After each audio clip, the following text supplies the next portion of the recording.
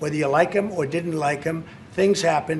But he knew nothing about it, and we can leave it at that. You don't have to embarrass our guest by asking a question like that. Just you ask, Mr. President.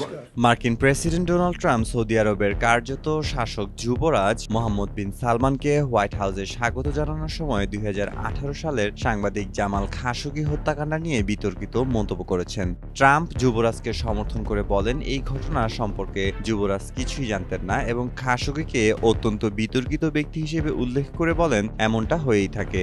এই বক্তব্য 2021 সালের মার্কিন গোয়েন্দা মূল্যায়নের বিপরীত দিকে যায়, যেখানে যুবরাজকে এই অভিযানের অনুমোদনকারী বলা হয়েছিল।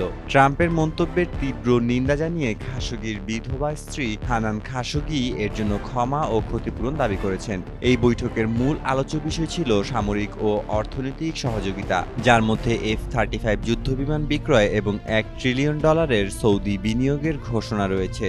সন্ধ্যায় অনুষ্ঠিত রাষ্ট্রীয় ডিনারে ক্রিস্টিয়ানো রোনালদো এবং ইলন মাস্কের মতো প্রভাবশালী ব্যক্তিরা উপস্থিত ছিলেন। এই নৈশভোজে ট্রাম্প সৌদি আরবকে আন্তরিক সহযোগী হিসেবে উল্লেখ করেন। মেহেদী মাসুদ, জনকণ্ঠ।